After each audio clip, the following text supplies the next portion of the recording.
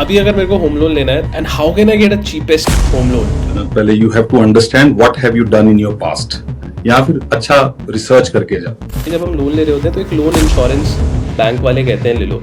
India में insurance को ना एक बड़ा ही पुश प्रोडक्ट की तरह देखा जाता है। इन चीजों का कैसे ख्याल रखते हो ये आप पे डिपेंड करता है। किस सिनेरियो में मुझे पर्सनल लोन लेना चाहिए, आप सजेस्ट करते हो अपने क्लाइंट्स को भी? आजकल एक नया ट्रेंड आ गया कि पर्सनल लोन का पैसा लेके कोई ट्रेडिंग कर रहा है, वो कर रहा है। Is there a specific age group जहाँ पे आपको लोन्स में या फिर किसी भी लेंडिंग प्रोडक्ट्स में डिफॉल्ट्स देखने को ज्यादा मिलते हैं? आई वुड से 95% जो प्रोफाइल्स हमने देखे हैं उस कस्टमर को बाद में पछताते ही देखा है। We have heard of lot of scheme. क्या मैं किसी भी बैंक को जाके बोल सकता हूँ कि भाई देखो प्रधानमंत्री योजना है, आपको मेरे को लोन देना है? वो जनरली MSME को मिलते हैं, तो आप रजिस्टर्ड MSME होनी चाहिए। इनफैक्ट अगर आपने वो अच्छे से अमाउंट यूज किया है और उसको आपने अच्छे से रीपे किया है तो वो आपके प्रोफाइल को एनहेंस ही करेगा। हम उस बिजनेस में डील करते हैं, but at the end of the day it's a trap.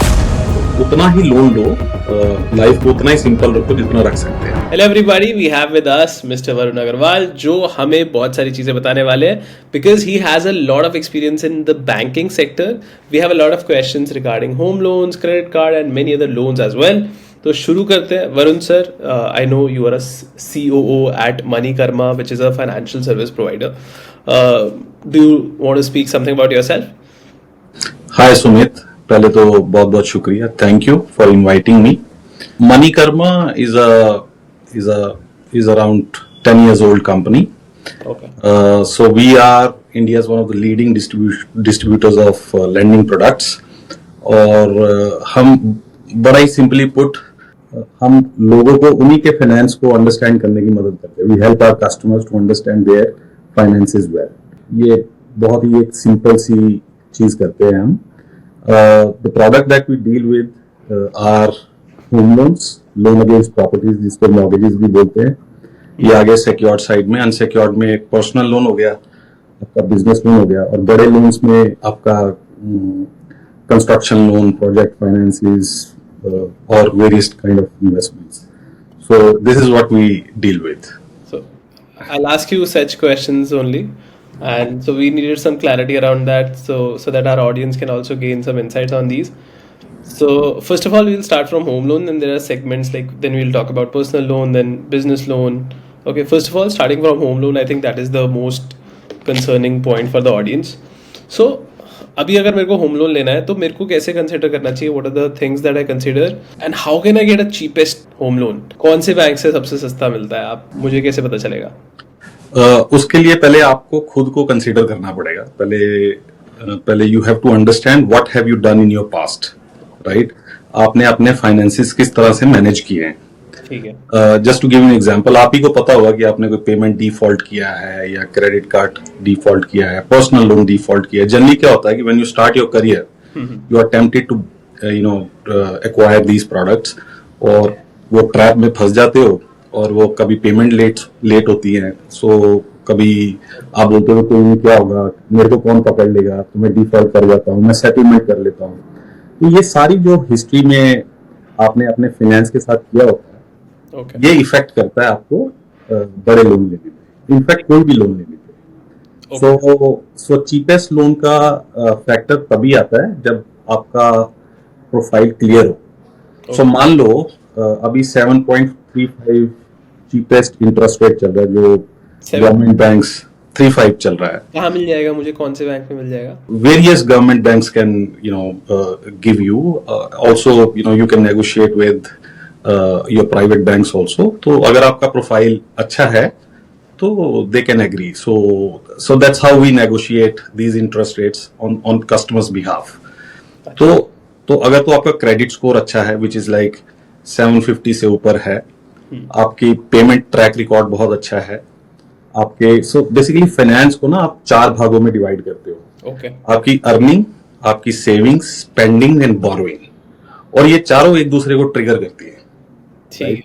अगर आपकी अर्निंग अच्छी है तो आपकी स्पेंडिंग उस तरह की होगी। सही बात। आपकी स्पेंडिंग होगी तो आपकी जो क्रेडिट है वो उस पर डिपेंड करेगा। अगर आपकी स्पेंडिंग कम है तो आपकी जो सेविंग्स डिपेंड करेगी।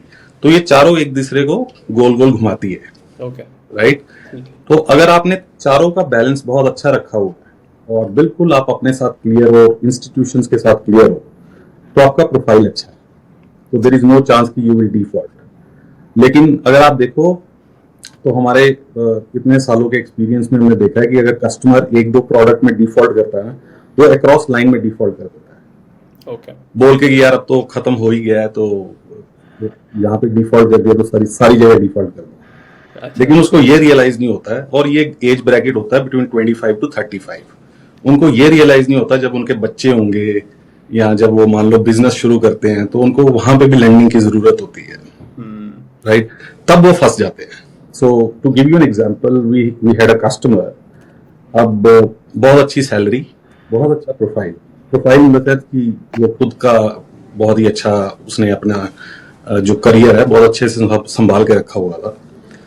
तो उसकी बेटी को यूएस पढ़ने जाना था, ऑब्वियसली उसको एजुकेशन लोन चाहिए था, तो इसकी अर्निंग का कुछ फैक्टर लगता है उसमें। तो जब वो देखा तो मतलब बात करने में तो he was like very good, तो वी रियलाइज कि बहुत आराम से हो जाएगा। पर जब उसकी हमने पूरी क्रेडिट देखी तो उसने 6 क्रेडिट कार्ड्स पे डिफॉल्ट किया हुआ, अरे बाप। एक ही काम किया।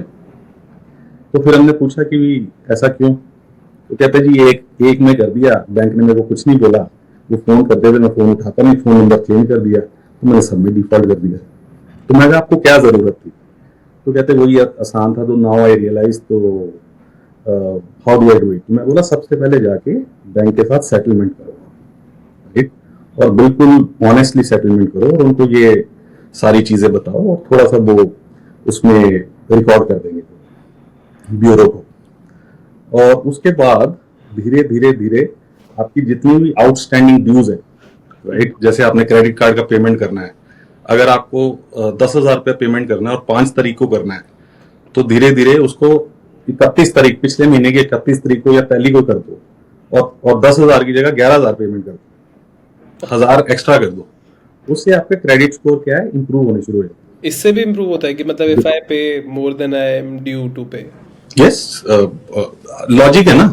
आपको जितना देना है, मतलब 1,000 रुपया, तो I am just telling you, 10 रुपये एक्स्ट्रा कर दो, राइट? तो बैंक क्या देखता है? आपके इंटेंशन देखता है, और वो टेक्नोलॉजिकली कैप्चर करता है, उन्होंने एल्गोरिथम्स वैसे बनाए हुए हैं, और आपका क्रेडिट स्कोर उस हिसाब से इंप्रूव होना शुरू हो जाता है। तो वही हुआ, तो उसकी अपनी बेटी को पहले भेज नहीं पाया, तो over a period of 2-3 years, तो वापस पोस्ट ग्रेजुएशन के लिए उसने अप्लाई किया, और वो थ्रू हो गया, एंड हम ही ने उसको हेल्प किया, we spoke to the bank and got this done.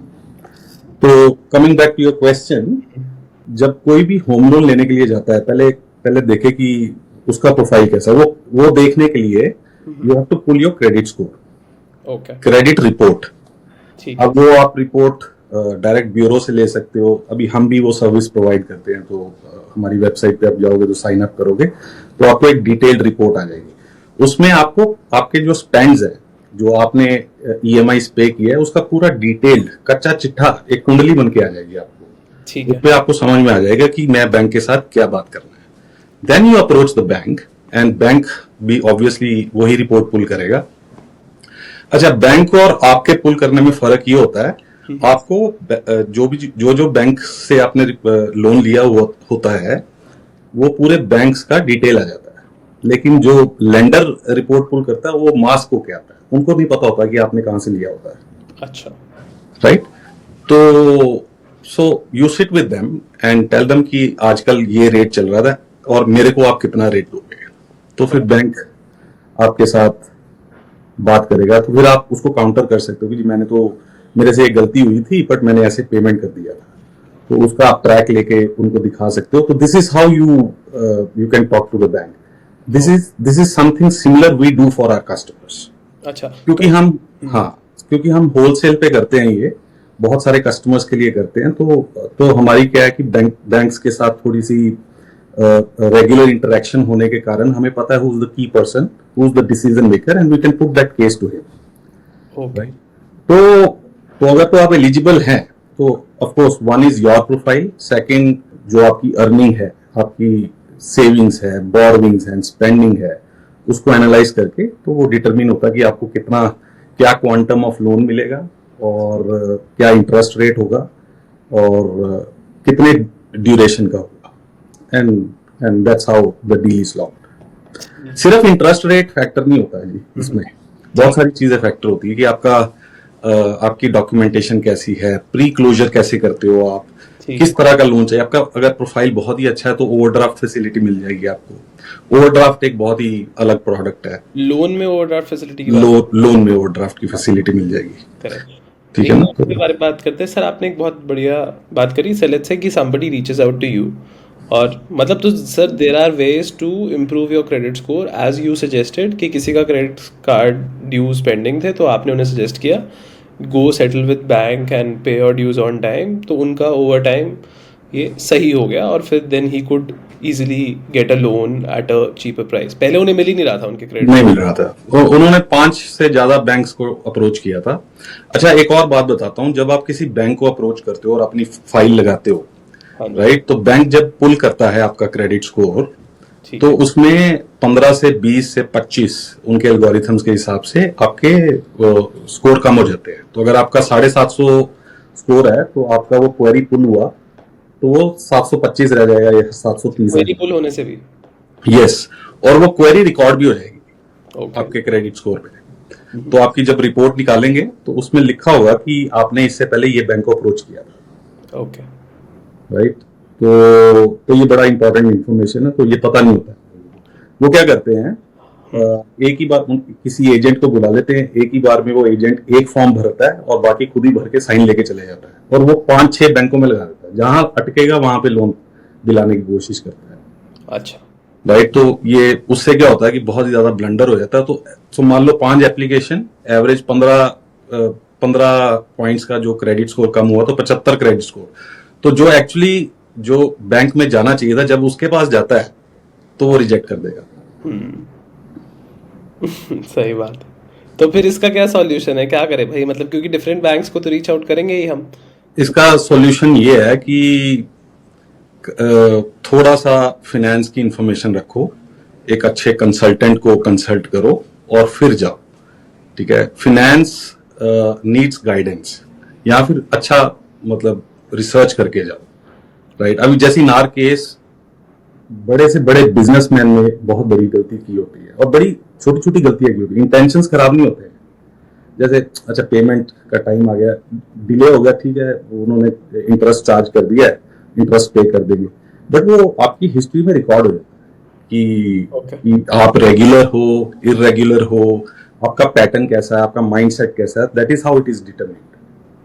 Okay, नहीं बट मैं पूछ रहा हूँ कि जैसे लेट्स से कि इफ आई गो आउट और ये मेरा क्रेडिट स्कोर तो हर एक क्वेरी से कम हो गई, how does a consultant help me there कि मेरी क्वेरी भी सब जगह चली जाए, सब बैंक्स में चली जाए और मेरा क्रेडिट स्कोर भी कम ना हो अलग अलग क्वेरीज से? मैं इसका एग्जांपल अपनी कंपनी से देता हूं। तो हम क्या करते हैं, so we act as an agent for our customers. जब हम उनका क्रेडिट स्कोर पुल करते हैं तो उसमें क्रेडिट पुल 2 तरह के होते हैं, एक सॉफ्ट पुल होता है, एक हार्ड पुल होता है। तो जो लैंडिंग इंस्टीट्यूशन जब पुल करती हैं उसको हार्ड पुल बोलते हैं। तो हार्ड पुल में क्रेडिट स्कोर कम हो जाता है, सॉफ्ट पुल में क्रेडिट स्कोर कम नहीं होता। ठीक है। तो जब हम पुल करते हैं तो हम कस्टमर के बिहाफ पे पुल करते हैं, कस्टमर की परमिशन से पुल करते हैं। तो आप सॉफ्ट पुल करते हैं? तो हम सॉफ्ट पुल करते हैं। तो जब हम पुल करते हैं हमको इंस्टीट्यूशंस भी दिखते हैं और हमको ये भी दिखता है कि इसने टाइम पे पेमेंट किया है, नहीं किया है, कौन सा लोन लिया है, कितने क्लोज हो गए हैं, कितने अभी भी पेंडिंग है। करेक्ट। राइट। तो उसके बेसिस पे फिर हम उसको सजेस्ट करते हैं। There are 4 bureaus, Highmark, CIBIL, Experian and Equifax. किसी की भी वेबसाइट पे जाके कोई भी अपना सॉफ्ट चेक कर सकता है, कोई भी सॉफ्ट पुल कर सकता है। राइट। तो वो अगर आप डायरेक्टली उनके पास जाएंगे तो वो थोड़ा सा चार्ज करेंगे आपको। तो अगर हमारे जैसी वेबसाइट्स पे आएंगे तो हम चार्ज नहीं करते हैं। while we pay, चेक कर सकता है अपना credit score. while we pay to the bureaus but we don't charge our customers. Okay. Because this is part of our acquisition, so this is kind of, अब customer हमारे पास आता है उसको ये वैल्यू देते हैं। ठीक है। राइट। और हम क्या करते हैं उसका एनालिसिस भी करके देते हैं कि आपका जी इतना स्पेंडिंग है, इतना बोरोइंग है, आपकी ये प्रोजेक्टेड वो है, और you can take your decision. Right. तो ये आपके सवाल का जवाब है कि कस्टमर को कैसे पता चलेगा। जब वो हम निकालते हैं तो हमें पता चल जाता है कि इसका जो फाइल है, आउट ऑफ एक्सपीरियंस हमारे इंटरनल एल्गोरिथम्स, हमने भी out of number of years हमने वो मॉडल बना लिया है, इंजन बनाया हुआ है, जहाँ पे हमारे को हमारा सिस्टम बता देता है। प्लस मैनुअली हमारे we have a credit manager sitting here with lot of experience, so they know कि अगर ये फाइल ये बैंक में जाएगी, इसमें लोएस्ट इंटरेस्ट रेट और इसका बेस्ट प्रोफाइल मैच कर जाएगा, तो आप वहीं पे ही सिलेक्टिव हो जाते हैं। हम वहीं पे सिलेक्ट करके, तो रिजेक्शन के चांसेस जो है वो बहुत कम होते हैं, great great great, almost nil होते हैं। ठीक है। एंड आपने बात करी थी एक कि अगर आपकी प्रोफाइल अच्छी है तो आपको एक लिंक्ड ओवरड्राफ्ट अकाउंट मिल जाता है, मतलब जी, जी। ओवरड्राफ्ट फैसिलिटी मिल जाती है। इसके बारे में बताओगे कि क्या होता है? ये सुमित एक करंट अकाउंट जैसा होता है, जहां पे जितना आपको पैसा चाहिए आप निकाल लो, या मान लो अगर आपने लोन लिया है तो उसका पैरेलल ओवरड्राफ्ट लिंक हो जाता है। आपको मान लो सैलरी में बोनस आया है या बिजनेस कर रहे हो तो आपके पास थोड़ा सा एक्सेस पैसा आया है, तो आप उस अकाउंट में रख दो, तो आपको इंटरेस्ट जो आउटस्टैंडिंग है उसी पे मिलेगा, समझ गया। पड़ेगा। तो जो आपने पैसा रखा वो प्रिंसिपल की तरह काम करेगा, ओके गॉट इट। तो आपका कंसिडरेबल इंटरेस्ट अमाउंट जो है कम हो जाता है, तो मेरे पास लिक्विडिटी भी मेंटेन रहती है मेरे पास। मेंटेन रहती है। तो मान लो मैं थोड़ा सा पॉजिटिव एग्जांपल लेता हूँ, मान लो आपने 1.5 करोड़ का लोन लिया है, ठीक है, बीच में कुछ ऐसा हुआ है, आपको अच्छा बोनस आ गया या आपका प्रॉफिट अच्छा हो गया है, तो आपने 50 लाख रुपया ओवरड्राफ्ट में रख दिया, ठीक, राइट। तो वो 50 लाख रुपया माइनस हो जाएगा, तो आपको इंटरेस्ट सिर्फ 1 करोड़ पे पड़ेगा, और वो मैं निकाल भी सकता हूँ। वो आप कभी भी निकाल सकते हो। हाँ, आप उसको ओवरड्राफ्ट अकाउंट को कहीं पे भी लिंक कर सकते ठीक हो। है। ये सब बैंक्स में मिलता है? नहीं, सब बैंक नहीं देते हैं, ये मेजरली बैंक्स देते हैं, एनबीएफसीज नहीं देती है, बस मोस्टली बैंक्स देते हैं। मोस्टली बैंक्स देते हैं ये। ठीक है। और जैसे अभी आपने बताया था कि गवर्नमेंट बैंक्स में आपको 7.35% रेट अभी मिनिमम चल रहा है बेस्ट से बेस्ट प्रोफाइल पे, तो क्या गवर्नमेंट बैंक्स में ही अच्छे इंटरेस्ट पे लोन, ज़्यादा कम से कम इंटरेस्ट पे लोन मिलता है? नहीं, ऐसा नहीं है। Like I said, you have to sit across the table with the private banks also, they can also kind of negotiate, so they take a call, right. तो गवर्नमेंट बैंक्स में क्या है कि जो लोग गवर्नमेंट बैंक्स के साथ deal करते हैं, तो उनका काफी पुराना रिलेशनशिप होता है जनरली, राइट, बैंक्स के साथ। तो वो ब्रांचेस में जाके उनके साथ नेगोशिएट करते हैं, and then it is getting done. और एक बात बताओ, जैसे लेट्स से अगर किसी को लोन चाहिए तो शुड दे एक कंसल्टेंट के पास जाना तो बिल्कुल एक बात है, पर अगर वो खुद जा रहे हो तो कम से कम 4-5 बैंक में जाके उन्हें पता करना चाहिए कि what are the interest rate that they can get, but again that would क्या कहते हैं, lower their credit score. Oh yes yes yes, तो बैंक ऐसे तो बता नहीं सकता है आपका प्रोफाइल, वो उसको तो क्रेडिट पुल करना ही पड़ेगा। और बैंक क्या इंटरेस्ट रेट मिनिमम ऑफर करता है वो तो आपको इंटरनेट से पता चल जाएगा। तो आजकल तो बहुत आसान है, you have AI, put a query, आपको एक ही प्रॉम्प्ट में पता चल जाएगी कौन सा बैंक है। और बैंक जब भी प्रोजेक्ट करता है अपने इंटरेस्ट रेट्स, वो लोएस्ट ही करता है, ओके, तो लोएस्ट ही आगे रखता है, तो वो आपको पता चल जाएगा। और आप मुझे ये बताओ, लेट्स से किसी ने लोन ले लिया, किसी चाहे गवर्नमेंट बैंक से, प्राइवेट बैंक से वगैरह वगैरह, तो लेट्स से मैंने जब लोन लिया तब मैंने एक रीपेमेंट प्लान सेट किया कि मेरा इतना ईएमआई होगा, लेट्स से 1 लाख रुपीज़। तो ऐसा है कि should I keep reviewing my repayment plan और should I let it stay the same throughout the tenure? What are the factors involved here? Yeah good question. So इसमें generally customers जो है, individuals, वो overlook कर जाते हैं। तो पहले तो बिल्कुल नजर रखनी चाहिए कि बैंक रेपो रेट्स बढ़ा रहा है, कम कर रहा है, तो वो थोड़ा सा एक जनरल नॉलेज के पॉइंट ऑफ व्यू से वैसे भी आपको पता होना चाहिए। दूसरा, आप अपनी ईएमआईज जनरली लोग रेगुलरली चेक नहीं करते, क्योंकि वो कट जाती है तो मतलब बिल्कुल ही ऊपर से देखते हैं, पता नहीं चलता है, उसमें 800,000 कम ज्यादा भी कटता है तो पता नहीं चलता है। तो उस पर नजर बनाए रखिए, और खास करके every 1 year, right, 6 months 1 year के टाइम में आप देखिए कि आपका बिल्कुल वही सेम पैटर्न में ईएमआई जा रहा है कि थोड़ा बढ़ गया है, तो बढ़ गया है तो कितना बढ़ गया, और फिर कंपेयर कीजिए, या आप इंटरनेट से कंपेयर कर सकते हैं कि बाकी बैंक्स क्या दे रहे हैं। ठीक है। फिर आप अपने रिलेशनशिप मैनेजर, जो भी आपका बैंक का रिलेशनशिप मैनेजर है, या फिर अगर किसी ने लोन हमारे थ्रू लिया हुआ था, वो हमको फोन करते हैं कि this is what is happening, फिर हम उनको सजेस्ट करते हैं कि आप एक काम करो, बैंक के साथ हम ही बात कर लेते हैं आपके बैंक से कि इसको आप लोअर डाउन कर लो क्योंकि रेपो रेट कम हो गया है, ओके। राइट? तो बैंक वो अभी बैंक के डिस्क्रिप्शन पे है कि वो कम करेगा कि नहीं करेगा, क्योंकि बैंक अच्छा, के पास ऐसा कुछ कैपेसिटी ऐसा होती है है। तो नहीं, डिस्क्रिप्शन के हिसाब से तो नहीं होता शायद, क्योंकि वो तो उन्हें तो करना ही चाहिए ना। नहीं, ऐसे कई बैंक्स रिफ्यूज भी कर देते हैं, अच्छा, राइट? हाँ, ऐसे तो जानते हो आप कि ऐसा हुआ है कि मना कर दिया हो कि भाई हम। होता है, काफी बैंक्स हमारे कस्टमर्स के साथ होता है ये। ओके। तो so I am not naming any bank, but then होता है ऐसे। अच्छा, तो वैसे तभी तो एक नया प्रोडक्ट बना है, बैलेंस ट्रांसफर। सही बात। ठीक है ना? तो इसमें ना हमारे पास अभी बैंक ऑफ बड़ौदा में मेरा लोन अकाउंट है, होम लोन का। तो वो बट अपने आप ही कर देते हैं। एंड ऑल्सो आई गेट, मुझे सबसे कम इंटरेस्ट रेट उसी पे मिला था। मेरी प्रोफाइल वगैरह जो है हमारी सारी वही 790 क्रेडिट स्कोर, सब कुछ बढ़िया, ऐसा कुछ इशू नहीं था। And I got the lowest interest rate there. और उसमें मुझे ओवरड्राफ्ट फैसिलिटी भी मिली है कि लेट्स से मेरे पास जैसे आपने बताया कि एक्स्ट्रा पैसे आ गए तो मैंने डिपॉजिट कर दिए ताकि उस पर इंटरेस्ट नहीं लगेगा, प्रिंसिपल में से माइनस हो जाएगा।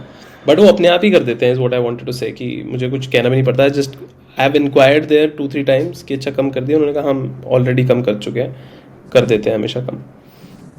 हाँ, करते हैं, कुछ बैंक्स करते हैं। अभी जैसे for example I deal with Punjab National Bank.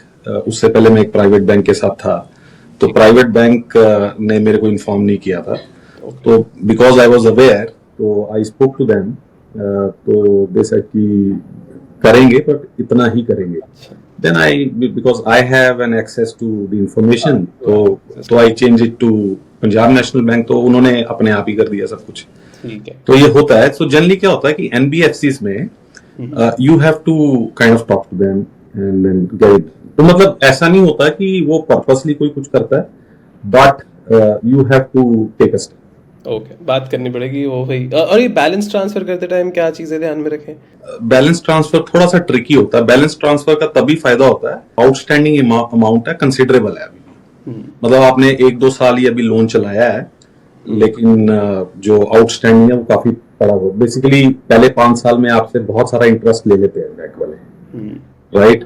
तो अगर आपने 5-7 साल ऑलरेडी ईएमआई भर दी हैं और सिर्फ 1-1.5% के लिए आप बैलेंस ट्रांसफर कर रहे हो, generally does not make sense. तो अगर आपने 1-2-3 साल लोन चलाया एंड देन 1-1.5-2% का आपको डिफरेंस आ रहा है, then we help our customers to transfer their. और किस तरीके का खर्चा होता है बीटी में, मतलब अगर मैं बैलेंस ट्रांसफर कराता हूँ किसी बैंक में? मिनिमम ही होता है इसमें। जनरली एक नॉमिनल प्रोसेसिंग फी लेते हैं और बाकी सारा उधर मूव कर देते हैं। बट अगर सब कुछ नॉमिनल ही है, अगर नॉमिनल फीस है तो इतना सोचना क्यों है? मेरा इंटरेस्ट तो कम हो ही जाएगा 1-1.5%, तो इसमें सुमित थोड़ा सा ना स्टेट वाइज भी डिपेंड करता है। एक होता है एमओडीटी चार्जेस, ओके। ठीक है? तो जो डॉक्यूमेंट बैंक आपके प्रॉपर्टी के डॉक्यूमेंट रखने के चार्ज लेता है, हाँ हाँ, राइट? वो वेरी करता है 0.5% से लेके 0.65%। उसमें जो खर्चा होता है, मान लो आपने 1 करोड़ का लोन लिया है, और अपनी प्रॉपर्टी तो 60,000 रुपया आपको बैंक को वो देना ही पड़ेगा, रिस्पेक्टिव ऑफ बैलेंस ट्रांसफर। तो आपको वो कैलकुलेट करना बड़ा पड़ेगा। खर्चा होता है, क्योंकि ये मैंने जैसे अगर लेट्स से मेरा बैंक ऑफ बड़ौदा पे है, तो मैंने वहां पे भी दिया होगा, और अब मैं दोबारा अगर लेट्स से कनाडा में शिफ्ट करता हूँ तो मेरे को वो दोबारा देना वो एमओडीटी आपको देना पड़ेगा। वो पड़ेगा। लोन में एक चीज होती है, जब हम लोन ले रहे होते हैं तो एक लोन इंश्योरेंस बैंक वाले कहते हैं ले लो। तो और जनरली वो ऐसे पोस्ट करते हैं कि वो कंपलसरी है, तो क्या वो लेना चाहिए? पहली बात तो वो कंपलसरी है या नहीं है, और दूसरा वो लेना चाहिए या नहीं लेना चाहिए? देखिए, insurance is always better to take, right? तो अभी इंडिया में इंश्योरेंस को ना एक बड़ा ही पुश प्रोडक्ट की तरह देखा जाता है। बट अगर आप खुद ही सोचो लॉजिकली, आपने प्रॉपर्टी अपने नाम पे ली है, अगर आपका उसका इंश्योरेंस एक नॉमिनल अमाउंट जा रहा है और वो कवर्ड है, राइट? तो आपकी फैमिली सेफ है उसमें। और इंश्योरेंस जो होता है वो आउटस्टैंडिंग अमाउंट पे होता है, राइट? तो कोई भी इवेंचुअलिटी जब हो, राइट, तो वो इंश्योरेंस उसको वो देख लेती है। अभी ये रिस्क आप कैसे इवेल्युएट करते हो, आप इन चीजों को कैसे ख्याल रखते हो, ये आप पे डिपेंड करता है। But insurance is always a good product to take. Okay. ये लोन इंश्योरेंस जो हम देखते हैं सर, उसमें क्या मैं सिर्फ टर्म इंश्योरेंस ही ना ले लूँ? टर्म इंश्योरेंस अगर मेरा ऑलरेडी है तो लोन इंश्योरेंस लेने की ज़रूरत है मुझे? क्योंकि मेरे वो हाँ, so that is the calculation you have to do. अगर आपने अपनी अर्ली स्टेज में, करियर के अर्ली स्टेज में, मान लो आपने 25 साल से 30 साल की उम्र में टर्म इंश्योरेंस ले लिया है, तो ऑब्वियसली आपको जो उसका प्रीमियम भरना पड़ेगा तो वो तो कम है, राइट? तो अगर आपने 1 करोड़ की प्रॉपर्टी ली हुई है और 2 करोड़ का टर्म इंश्योरेंस है, तो दैट सफाइसेस, ठीक है। राइट? और मुझे ये भी जानना है, मैं समझ गया आपकी बात, मुझे एक्चुअली ये जानना है कि लोन इंश्योरेंस में कुछ एडिशनल बेनिफिट होता है टर्म इंश्योरेंस से, कि ऐसा होगा कि कल को अगर लेट्स से मेरी जॉब चली गई तो क्या लोन इंश्योरेंस मेरे काम आएगा कि भाई अब तुम्हारी जॉब नहीं है तो हम तुम्हारे हिसाब से ईएमआई भरेंगे तुम्हारे भरोसे? ऐसा है प्रोडक्ट, मैंने तो कभी देखा नहीं है, बट नहीं है मतलब, फिनेंस एक बहुत बड़ा फील्ड है, अगर है बड़ा तो भी नहीं है, आई एम नॉट अवेयर, राइट? बड़ा भी नहीं है। But actually that was my confusion here, कि मैं काफ़ी जगह सुनता हूँ कि लोन इंश्योरेंस ले लेना चाहिए, क्योंकि उसमें अगर कल को आप नहीं भर पाए, तो जब नहीं भर पाए का क्या मतलब है? आपकी डेथ हो गई, आपकी डिसेबिलिटी हो गई, आपकी जॉब चली गई तो भी नहीं भर पाओगे? हाँ, डिसेबिलिटी और डेथ पे तो इंश्योरेंस है। लोन इंश्योरेंस का मतलब वैसे अलग से कुछ फायदा नहीं है, अगर आपके पास टर्म इंश्योरेंस है, so you can do with you can, yes, you, so basically insurance का मतलब ये है कि इवेंचुअलिटी पे वो जो फाइनेंशियल लाइबिलिटी है, वो या तो डिसेबिलिटी के केस में आप पे ना आए, या फिर कोई सडन डेथ की केस में वो किसी के परिवार को ना आए। तो लॉजिक ये है। ओके। ठीक है सर, होम लोन के बारे में तो हमें यही जानना था। अब मुझे पर्सनल लोन के बारे में जानना है कि किस सिनेरियो में मुझे पर्सनल लोन लेना चाहिए। मतलब लेट्स से कि क्योंकि पर्सनल लोन एक एसेट के लिए नहीं होता और उसका सिर्फ खर्चा ही होने वाला है, तो ऐसा कुछ है कि आप सजेस्ट करते हो अपने क्लाइंट्स को भी कि भाई पर्सनल लोन अवॉइड ही करो, ऐसा कुछ है? बिल्कुल करते हैं जी हम, मतलब पर्सनल लोन हमने जब भी देखा है इमरजेंसी में ही लेते हैं लोग। Okay.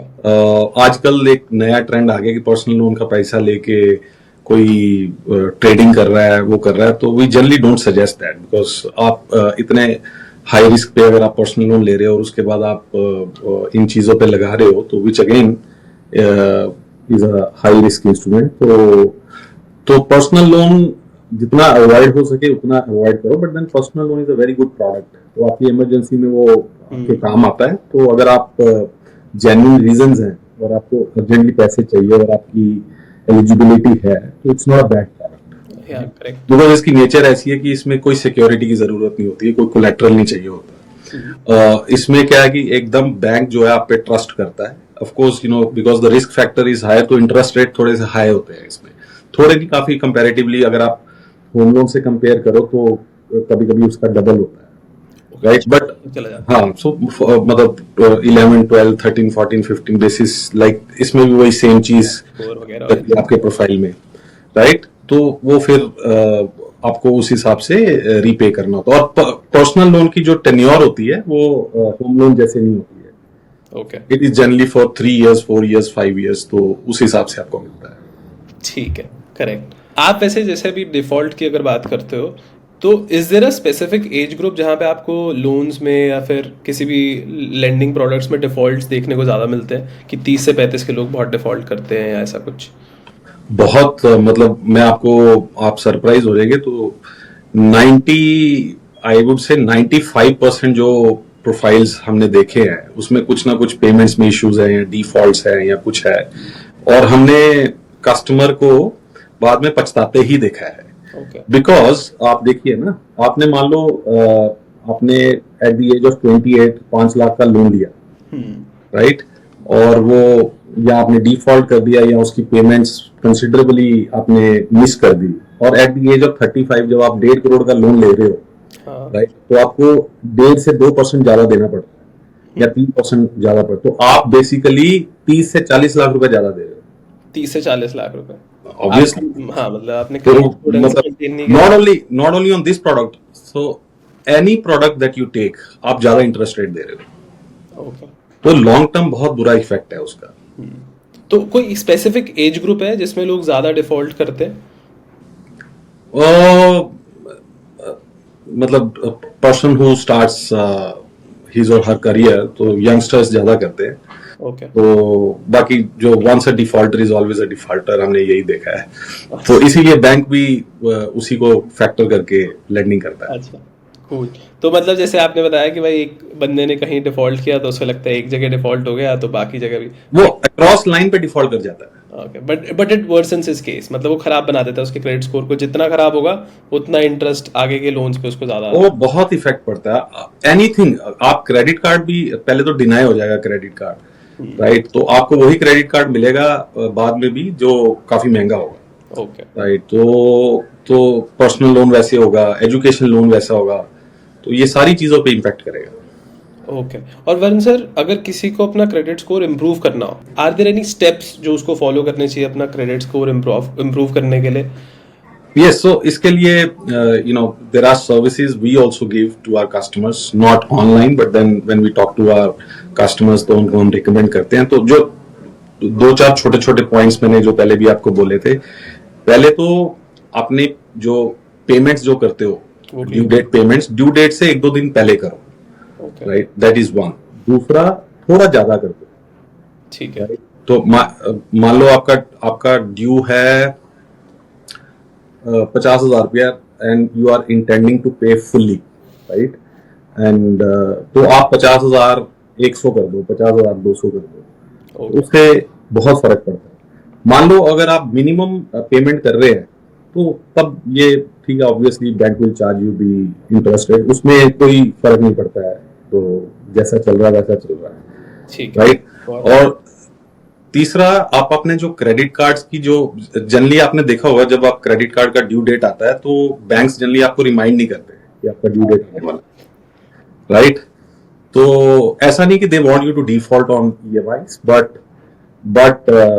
You have to understand कि आपको वो ठीक से करना पड़ेगा। तो वो आपको खुद ही, आप अपने मोबाइल फोन में टाइमर्स लगा दीजिए या जो भी है, but make sure you are paying on time. और अपने अकाउंट, कभी गलती से क्या होता है कि आपने जो अकाउंट लिंक किया होता है in case of home loans और अदर लोन्स, तो आपको पता नहीं चलता, आप थोड़ा सा ज्यादा पैसा निकाल लेते हो तो उसमें ईएमआई डिफॉल्ट हो जाए, उसका बहुत बुरा इम्पैक्ट पड़ता है। अच्छा। उसमें कंसिडरेबल आपके क्रेडिट स्कोर नीचे हो जाते हैं और उसको रिपेयर करने के लिए काफी टाइम लगता है। रिपेयर होता है ईएमआई मिस करने के लिए, ईएमआई मिस करने के लिए। Yes yes yes yes. अगर मैं आपको बताता हूं, अगर आपके पास क्रेडिट कार्ड है और आपने गलती से वो ईएमआई मिस कर दी, राइट? आप ऑटो पे नहीं है और गलती से आपने मैन्युअली वो मिस कर दी, आपकी ईएमआई मिस करने के 6 महीने के अंदर अगर आप होम लोन के लिए अप्लाई करोगे, मैक्सिमम चांसेस ये है कि वो डिनाई हो जाएगा। ओके। राइट? कुछ दे भी देंगे, but then it's a struggle. इतना ज्यादा डिसिप्लिन रहना पड़ेगा अगर आप इतना ज्यादा। देखिए, आप किसी दोस्त से उधार लेंगे, राइट? तो उसको वापस तो करेंगे, नहीं करेंगे तो वो बोलेगा क्यों नहीं किया, ये नहीं कि मैं आगे से नहीं दूंगा, तो वैसे ही है, मतलब पैसे का डिसिप्लिन तो वैसे ही है। ठीक है। वरुण सर, अब मुझे बिजनेस लोन के बारे में बताओ। तो we have heard of lot of schemes, जैसे प्रधानमंत्री मुद्रा योजना, और कुछ हम स्कीम सुनते हैं जिसके अंदर इतना लोन आपको बिना कोलैटरल के मिल जाएगा, आपको गारंटी आपकी तरफ से सरकार देगी। इसका क्या इफेक्ट होता है? क्या मैं किसी भी बैंक को जाके बोल सकता हूँ कि भाई देखो प्रधानमंत्री योजना है, आपको मेरे को अब लोन देना ही पड़ेगा? प्रधानमंत्री मुद्रा योजना जो है ना, वो जनरली एमएसएमई को मिलते हैं, तो आप रजिस्टर्ड एमएसएमई होनी चाहिए। तो एमएसएमई में क्या होता है कि ये पर्टिकुलर लोन के लिए ना आपके इनवॉइसेस देखते हैं, राइट? एनीवेज वो रिकॉर्ड भी होते हैं। तो इनवॉइसेस अगर तो जेन्युइनली आप बिजनेस कर रहे हो, राइट? कुछ लोग ऐसे भी है कि सिर्फ लोन लेने के लिए, you have all kinds of people in this country, right? But अगर आप जेन्युइनली आपको पैसे की जरूरत है, वो आपके इनवॉइसेस, आपकी ट्रांजैक्शन से दिख जाता है। तो इसमें पैरामीटर्स होता है, the size of the business matters. तो आपको 50,000 से लेके 10 लाख तक इस योजना में मिल जाता है पैसा। तो इसमें भी कैटेगरीज होती है, एक शिशु होता है, तरुण होती है, तो मतलब depending on the amount. So depending on the amount आपको वो मिल जाता है। तो bank, let's say even if in this scheme मैं बैंक के पास जाता हूँ, तो बैंक मेरे पास चेक तो करेगा ही कि भाई whether I am feasible or whether am I eligible to borrow money or not. मतलब मेरे कहने का मतलब है कि ऐसा तो नहीं है कि मैं स्कीम का हवाला देकर कि भाई मुझे तो अब आपको पैसे देने पड़ेंगे क्योंकि देखो स्कीम कहती है कि आप मुझे बिना गारंटी के दोगे। तो बैंक का एक डिसीजन रहता ही है, लेकिन आपको बिना गारंटी के हाँ, बट देन अगर आपका अप्रूव हो जाता है प्रधानमंत्री मुद्रा योजना में, तो बैंक डिनाई नहीं करता है, तो बेसिकली वो that itself is a validation, right? तो उसमें प्रॉब्लम नहीं रहता है कुछ भी। अच्छा, तो एक एक फायदा है प्रधानमंत्री बहुत बहुत फायदा है। इनफैक्ट अगर आपने वो अच्छे से अमाउंट यूज किया है, राइट, और उसको आपने अच्छे से रीपे किया है या उसको यूटिलाइज किया है, तो वो आपके प्रोफाइल को एनहेंस ही करेगा। फ्यूचर में the chances of you getting a better amount is very high. Okay, अगर मैंने मतलब ये मेरी हिस्ट्री प्रोफाइल को भी बेहतर करता है। ये आपकी हिस्ट्री, हाँ, बनाएगा, आपकी पेमेंट हिस्ट्री, आपकी प्रोफाइल हिस्ट्री, फाइनेंशियल हिस्ट्री बनाएगा। ओके ओके, और अगर किसी को अप्लाई करना हो प्रधानमंत्री मुद्रा योजना में बिजनेस लोन, तो वो कैसे कर सकता है? You can talk to your CA. ये बहुत प्रेवलेंट है, आप ऑनलाइन भी इसकी इंफॉर्मेशन ले सकते हो, ठीक है ना? आप हमारे को भी कांटेक्ट कर सकते हो, तो प्रॉब्लम नहीं है। कार लोन अगर हमें चाहिए तो क्या हमें फिक्स, एक जनरली क्वेश्चन आता है कि फिक्स रेट पे ले या फ्लोटिंग रेट पे ले, डिसाइड कैसे करेंगे? बैंक पूछता है, समझ ही नहीं आता अपने। कार जब भी लो ना, तो मेरा सजेशन यही रहता है कि फिक्स्ड रेट पे लो आप, राइट? और कार में ऐसा नहीं कि आपको 90% 95% लोन मिलता है, आपको जनरली 80% पे मतलब एलटीवी पे मिलता है, लोन टू वैल्यू। तो उस केस में क्या होता है कि आपको पता होता है कि आपको इतना ही देना है, राइट? और उसमें ज्यादा फ्लक्चुएशन के चांसेस आपको होते नहीं। थोड़ा सा महंगा होता है, बट आपकी जिंदगी आसान होती है। और कार लोन में ना जनरली मैंने लोगों को देखा है कि या तो वो कार बेच देते हैं, लोन क्लोज हो जाता है, या फिर वो प्री क्लोज कर देते हैं। ओके, तो आपको ये डिसाइड करना है कि आपको ये फ्लोटिंग वाला सरप्राइजेस चाहिए कि नहीं चाहिए, राइट? अगर नहीं चाहिए तो माय सजेशन इज कि फिक्स्ड पे लो आप, और कभी भी आप बंद कर दो। अच्छा, तो इससे आप पीस ऑफ माइंड। बट इसमें फिर अगर फिक्स्ड पे लेते हैं तो ऐसा है ना कि फिक्स्ड पे लेने से प्री क्लोजर चार्जेस अगर हम देने पड़ेंगे अगर पहले क्लोज किया तो। आजकल बहुत नॉमिनल हो गया, that also you can negotiate with the bank. अच्छा, अब बहुत नॉमिनल हो गया।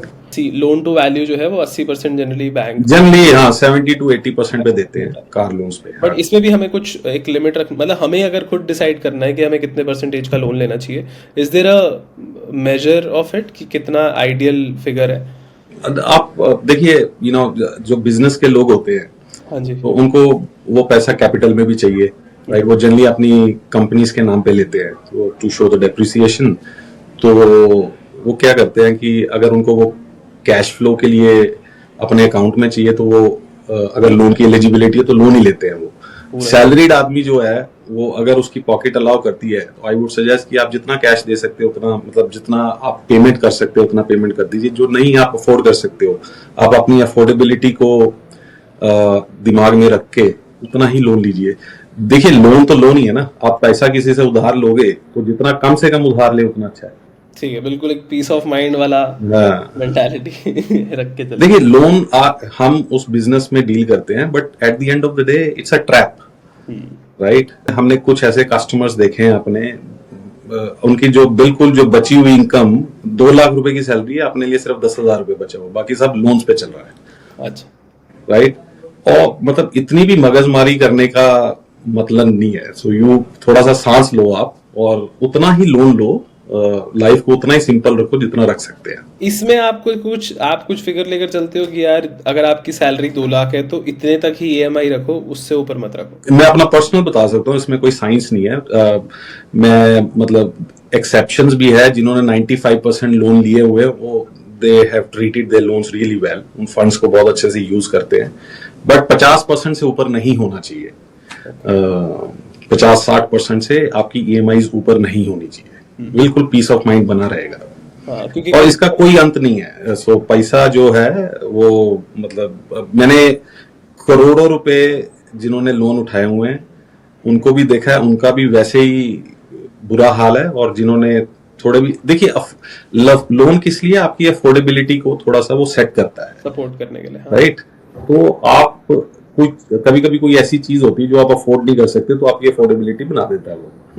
बट आपकी इनकम लाख रुपया और आप सपने देख रहे हैं करोड़ों रुपए के, तो वो फिर then it's a mismatch, right? वो ट्रैप है। तो वो, like I said, we help people understand their own finances well. तो हम अपने कस्टमर्स को यही बोलते हैं कि आप अपनी तरफ देखिए, राइट? तो क्योंकि इनको आप देखिए, you are bombarded with lot of messages on a daily basis. मेरे ख्याल आपको भी 20 से 25 मैसेजेस आते होंगे रोज कि आपको ये ऑफर है, ये ऑफर है, और हर ऑफर बड़ी टेम्पटिंग होती है। अब आप ही को डिसाइड करना है कि आपको कैसे, आपकी क्या, लाइक आई सेड, 4 पैरामीटर्स पे आपको अपने आप को इवॉल्व करना है, रिवॉल्व करना है, then you have to take a decision. So personal finance की जब इस तरीके के डिसीजंस की जब बात करते हो तो सबसे पहले भाई अपने हालात देखो कि कितनी करेक्ट, सैलरी है, एब्सोल्युटली। और कल को जॉब भी जा सकती है। जैसे अभी आपने बताया ना कि 50% अगर आप रखोगे ईएमआई, क्योंकि कल को जॉब भी जा सकती है, हो सकता है 5 महीने आपके पास जॉब ना रहे, तो हाउ वुड यू देन पे ईएमआई अगर आपके पास सेविंग नहीं होगी तो बहुत मुश्किल है सर। मैं अपने साथ एक रूल रखा हुआ हूँ, हालांकि मैं भी वो कभी कभी उस पे डिफॉल्ट कर जाता हूँ। मैं मेरे दोस्तों को या जो हमारे क्लोज कस्टमर्स हैं, मैं उनको यही बोलता हूँ कि जितनी आपकी ईएमआई है ना, उसका इनटू 12 उतना लिक्विडिटी आपके कैश अपने आपके बैंक अकाउंट में होना चाहिए। ओके। ठीक है, मान लो आपकी ईएमआई ₹1,00,000 महीने की है, तो 12 लाख रुपया सेपरेटली आपके होम लोन के ओडी अकाउंट में हो तो और भी बेटर है। तो वो उतना पड़ा रहना चाहिए, ताकि अगर जॉब वॉब चले जाए तो 1 साल 6 महीने में तो वापस मिल जाती है। सही तो बात। एटलीस्ट आपका जो जो खर्चा है वो डिस्टर्ब ना हो, वो मेंटल स्ट्रेस ना आए। सही बात। तो that is very important. Cool. ठीक है sir. Now we will talk about credit cards. Do you use your credit cards? I have only one credit card, कौन सो सा क्रेडिट कार्ड है आपके पास? I hold HDFC Infinia। अच्छा, ठीक है। तो उसके कुछ बेनिफिट्स बताओ, क्या मिलते हैं, क्या यूज करते हो आप, कहाँ कहाँ यूज करते हो, किस तरीके के बेनिफिट्स मिलते हैं आपको? वो थोड़ा सा मेरे स्पेंड पैटर्न को कॉम्प्लीमेंट करता है। Okay. Because of business I travel, तो ओके। उसमें एयरपोर्ट लाउंजेस मेरे को मिल जाते हैं, कॉम्प्लीमेंट्री मिल जाते हैं। तो मेरे साथ कोई गेस्ट है, my wife is travelling for a personal trip, उसको कॉम्प्लीमेंट मिल जाता है। तो ओवर पीरियड ऑफ टाइम मैंने उसको +1 she also got as an add on card. अच्छा। तो वो है। दूसरा उसका एक बहुत अच्छा रिवॉर्ड पॉइंट पैटर्न है। So every 150 rupees you are spending, you are getting 5 reward points, and one reward point is equal to 1 rupee if you are buying a ticket okay. for travels, right? तो उसमें थोड़ा सा फायदा मिल जाता है। तो उसमें क्या होता है कि आपको थोड़ी सी एज मिल जाती है। You can buy extra tickets. अगर आपको मान लो फैमिली के साथ भी ट्रैवल करना है तो आपको थोड़ा सा एक्स्ट्रा मिल जाता है। अच्छा, तो आपने जो रिवॉर्ड पॉइंट्स है उनको यूज करके टिकट खरीदी है? हाँ, कभी कभी यूज कर लेता हूं मैं, तो वो एक्यूमुलेट होते रहते हैं। तो उसमें एक और है, कुछ प्रोडक्ट्स ऐसे हैं जहां पे again 1 reward point is equal to 1 rupee. तो जैसे एप्पल का आपको कोई प्रोडक्ट खरीदना है, तो 1 reward point is equal to 1 rupee. अगर आपके रिवॉर्ड पॉइंट 50,000 है तो वो 50,000 रुपए बन जाएंगे। ठीक है। ओके। तो बेसिकली ये समझ में आ रहा है कि जो भी आपको रिवॉर्ड्स मिलते हैं उसका HDFC का अपना एक शॉप है जहाँ पे आप खरीद सकते हो। अगर एप्पल में यूज करते हो तो आप यस, उनका एक dedicated, I think smart bye करके है, उनका एक पोर्टल है, उसमें होता है। ये जो क्रेडिट कार्ड होता है ना जी, whenever you buy credit card, आपको खुद को समझना पड़ेगा कि आपका प्रोफाइल क्या है। And then every credit card is designed for a target segment. Okay. Right.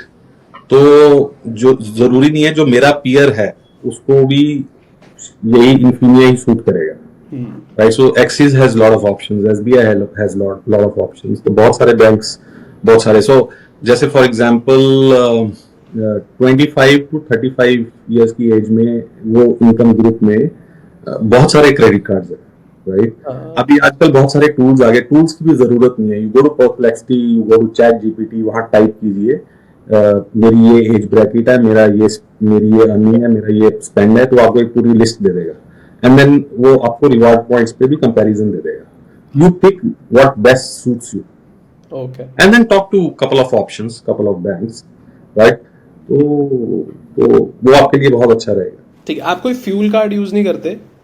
uh, हम देखते हैं जैसे RBL का है, और एक RBL का IOCL वाला कार्ड है, SBI का। मैंने कभी यूज नहीं किया है, बट जो बहुत सारा कार ट्रेवल्स करते हैं, बहुत टैंक फ्यूल ज्यादा उनका है, रिफिल ज्यादा करते हैं, तो I think it works best for them. आप कितने फ्यूल एक्सपेंस को कहोगे कि ज्यादा होता है? आपका खुद का कितना फ्यूल एक्सपेंडिचर हो जाता है महीने में? So around 20,000, 20-25,000।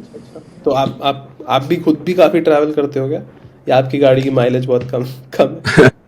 नहीं, ऑफिस आना जाना and then so because we are most of the time we are on the field, तो कस्टमर्स को मिलने जाते हैं, तो ऑब्वियसली इतना तो खर्चा हो ही जाता है, अच्छा अच्छा, right? So that's how it is.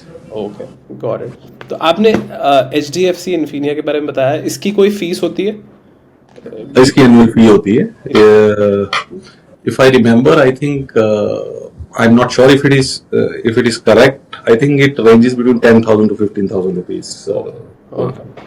और आपने कभी जैसे Amex कार्ड्स का बहुत एक वो, I used to have AmEx card. अच्छा, तो वो जब मैं 25 साल का था, I was working with a bank, तो वो बहुत अच्छा मेरे पास एक सिटी बैंक का डाइनर कार्ड भी था, तो वो बहुत उस टाइम पे वो बड़ा कॉम्प्लीमेंट करता था मेरे स्पेंड्स को।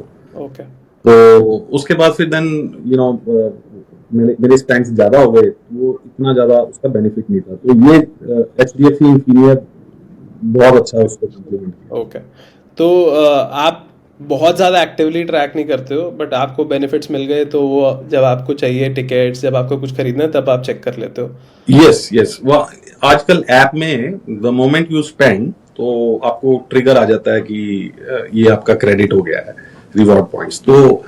तो basically I have a I on it, but बहुत बहुत स्पेसिफिकली ट्रैक नहीं करता हूँ, बिकॉज मेरी वो ज्यादा प्रायोरिटी है नहीं, but then I am very happy with the card. ठीक है, क्योंकि मतलब मैं काफ़ी बार आजकल ना वीडियोस आती है बहुत जगह कि आप अपने क्रेडिट कार्ड के स्पेंड्स को बहुत ज़्यादा ऑप्टिमाइज करके 10% 12% रिटर्न ले सकते हो उस पर।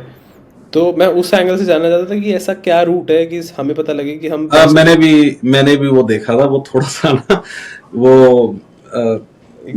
वाइल मैं एक I was going through one reel, तो उसने बोला कि ये आप कार्ड ले लोगे तो आप इतना स्पेंड करोगे, तो आप मान लो आपने 10 लाख रुपए का कोई प्रोडक्ट लिया है, तो आपको 7 लाख रुपए का पड़ेगा।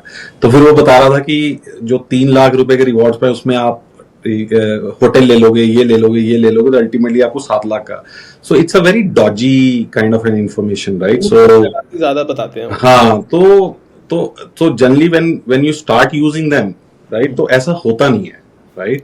तो जनरली क्या होता है कि अगर आप बहुत ज्यादा अपने पर्सनली या बिजनेस, आपका खुद का बिजनेस है और ट्रैवल करते हैं, तो आपको ट्रैवल कार्ड्स मिलते हैं, राइट? तो एक पर्टिकुलर फीचर जो होता है, वो स्टार फीचर, आप देखिए कौन सा आपके स्पेंड को कॉम्प्लीमेंट करता है, and then go for it. Spends के हिसाब से स्पेंड इज द की। आपने अभी Amex इशू नहीं कर रहा क्रेडिट कार्ड, आपको पता है क्या रीजन है?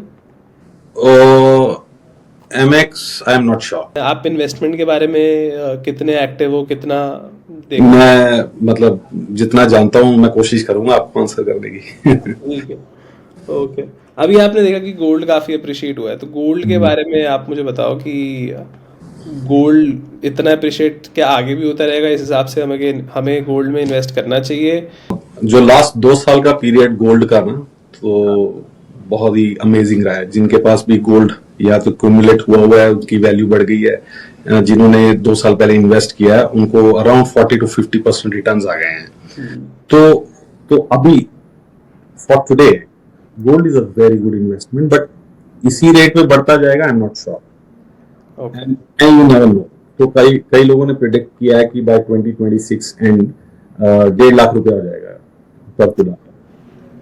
अच्छा, 1 लाख हो जाएगा? अरे हाँ, 1.5 लाख। तो कई लोगों ने ये भी प्रिडिक्ट किया कि तो अभी गोइंग फॉरवर्ड तो 10% 15% ही बढ़ेगा या 5% बढ़ेगा, बट ये है कि it's not it's a very reliable investment. I was reading one tweet, so I will not quote the gentleman, but then he said कि the best fund manager आज की डेट में हमारी वाइव्स या हमारी मदर्स नहीं है, जिन्होंने gold all this while accumulate किया है। It's a very very reliable investment. So it has proven to be a very reliable investment. Also जिस तरीके से जियोलॉजिकल अनसर्टेनिटी बनी हुई है, तो सो मैक्रोज भी देखो तो gold is a very good investment. और गोल्ड ऐसा है कि आप ऐसा नहीं कि इंडिया में ही लिक्विडेट कर सकते हो, आप किसी भी कंट्री में जाके लिक्विडेट कर सकते हो उसको। करेक्ट। ठीक है, अब एक लास्ट सवाल से रैप करते हैं। आप ये बताओ, एक डिबेट यही सोशल मीडिया ने ऐसा प्रोपोगेट करी है हर चीज़ के बारे में सवाल होना चाहिए, तो इस बारे में भी हो रहा है, बढ़िया बात है कि घर खरीदना चाहिए या रेंट पे रहना चाहिए, buy versus rent, what do you think about it? मैंने इस पे भी बहुत सारे रील्स देखे हैं। तो देखिए, इसमें बहुत सारे फैक्टर्स हैं, राइट? सो घर खरीदना is a very emotional investment, right? इसमें सिर्फ आप पैसा नहीं बना रहे हो, एक बहुत ही ज्यादा emotional, of course you know when you are living in a rented house और खुद का घर पे रहना, उसपे एक इमोशनल वैल्यू बहुत ज्यादा है। आप छोटी गाड़ी में ट्रैवल कर रहे हैं, अच्छा खाना खा रहे हैं, छोटे से घर में रह रहे हैं, तो आपको क्या जरूरत है बड़ी गाड़ी में जाने की, 5 स्टार होटल में खाना खाने की? So this is like upgrading yourself, right? So it's a very emotional thing that you are doing with yourself, right? सही बात। तो घर में अगर आप सिर्फ फिनेंस देखें, राइट, फिनेंस देखें तो may be that is right, debatable है। अगर आप बाकी सारे फैक्टर्स भी देखें, टोटलिटी में देखें, I think buying a house is a good decision. और मेरा ये मानना है कि जब आप घर खरीदते हो तो उसका एंट्री बहुत इंपॉर्टेंट है। So any real estate investment, the entry is very important. आप कुछ ऐसी लोकेशन ढूंढिए जहां पे आपका वर्क प्लेस भी पास है, लेकिन वो बढ़ रहा है, पीक आउट नहीं हुआ वो इलाका। ओके, पीक आउट नहीं हुआ। तो जैसे मान लो, to give you an example, वहां पे आज की डेट में 5,000 रुपया पर स्क्वायर फीट है, लेकिन आप थोड़ा सा 5 किलोमीटर इधर उधर हो जाइए, जो एरिया स्पीक आउट हो गया है, या 10 किलोमीटर इधर हो जाइए, वहां पे 10,000 रुपया पर स्क्वायर फीट है। तो I would recommend you to buy in this area, right, 5,000 square feet वाला, ताकि आपका जो, बिकॉज रेंटल यील्ड्स जो है इंडिया में वो 2 से 3% की है। सही बात। लेकिन आप रेंटल यील्ड को साइड पे रख के यहाँ 5,000 रुपया अगर आप इन्वेस्ट करते हो over a period of 3 to 4 years, अगर आपको 40, 50, 60, 70% रिटर्न्स दे रहा है, why not? Correct. Then it becomes a good investment. तो मैंने बहुत सारे रील्स देखे थे जहां पे वो कैलकुलेट करके बता रहे जी, आप अगर यहाँ लगाते हैं तो ज्यादा पैसा बनेगा भैया, तो वहां पे अप्रिसिएशन बहुत कम लोग काउंट कर रहे हैं। और कभी कभी अगर आपने स्मार्टली घर में इन्वेस्ट किया है तो कभी कभी appreciations are insane. I have seen, because we deal with home loans and we deal with lot of properties, तो मैंने तो कहीं ऐसे एग्जांपल देखे हैं। तो हमारे यहाँ पे एक सोसाइटी है हैदराबाद में, where when the builder launched it few years back, and मैं ये कोई बाबा आदम के जमाने की बात नहीं कर रहा हूँ, just few years back उसने लॉन्च किया था 7,000 पर square feet, right, in a span of I would say 5-6 years. अभी 25,000 रुपया बेयर मिनिमम कोट कर रहे हैं पर स्क्वायर फीट। अच्छा, 5-6 साल मतलब 4 गुना हो गया। बस आप 5 गुना हो गया, 4.5 गुना हो गया। अभी कितना 35 कोट कर रहे हैं? 25 मिनिमम, और 30 में भी जा रहा है, वो depending upon the kind of interiors you have done, floor क्या है, ये वो सब। तो ऐसी कौन सी इन्वेस्टमेंट है जो आपको 4 गुना दे देगी? तो basically you know generalize statements का कोई फायदा नहीं। वो ठीक है, यू नो आजकल जस्ट टू गेट व्यूज लोग कुछ भी बोल दे रहे हैं, but like I said, use cases है ये। आपने क्या चूज किया, किस तरह की प्रॉपर्टी चूज की है, कौन से एरिया में चूज की है, आपका इमोशनल क्वेश्चन। मान लो आप हस्बैंड वाइफ हैं और 2 बच्चे हैं, तो आपका एक सेंटर पॉइंट पे घर होना चाहिए जहां बच्चों का स्कूल भी पास हो, आपके ऑफिस भी पास हो, राइट, और वो एरिया बढ़ने वाला भी हो। तो अगर आप टोटलिटी में देखो, आपका पेट्रोल के एक्सपेंसेस भी कम हो रहे हैं, ठीक है, आपके बच्चे भी हैप्पी हैं, आपका जो सोशल लाइफ है उसमें भी एक्स्ट्रा टाइम मिल रहा है आपको, राइट, और घर भी अप्रिशिएट हो रहा है, राइट।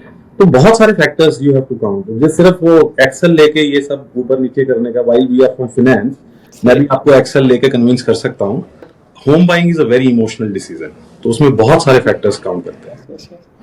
ठीक है, क्योंकि एक ये भी फैक्टर है ना कि again if you have to prepare for the worst, तो अगर कल को वही जॉब नहीं हुई तो फिर आपके पास कम से कम अपना घर तो होगा। और एक्विटी की हम बात करते हैं, जैसे कि एक्विटी में 15% या जितना भी रिटर्न मिल जाता है, उसमें भी फिर वही जैसे आपने भी बोला था ना कि एंट्री पॉइंट, और वो एक्विटी में भी है कि एंट्री पॉइंट एग्जिट पॉइंट आपका एग्जैक्टली वही होना चाहिए। क्योंकि जैसे 2008-2009 की बात करते हैं, प्री कोविड पोस्ट कोविड की बात करते हैं, तो उससे भी काफ़ी फ़र्क पड़ जाता है। खैर, I think that was all Varun sir, and thanks a lot for answering my before we end the conversation, Sumit, आपके लिए मैंने क्या किया है? For your viewers, we have given an offer. So, like we deal with home loans and many other products, if somebody goes through that page which you will publish, Yeah, हम we'll put it on YouTube and some clips on Instagram. हम अच्छे उनको we will make sure that we treat them well. Okay, ठीक है। क्या करना होगा उनको, कुछ बता दो कि इस तरीके से। They have to just sign up. वो जब साइन अप करेंगे हमको पता चल जाएगा कि ये आपके थ्रू आए हैं। ओके, तो जैसे वो लिंक इन द डिस्क्रिप्शन। हाँ, we will share you the link. और जैसे ही हमारे पास आएंगे, हम पूरी कोशिश करेंगे उनको 10,000 से 50,000 रुपए का कुछ डिस्काउंट दे देंगे कोई भी प्रोडक्ट पे। Cool. Like I said, it depends upon their profile. Okay, correct.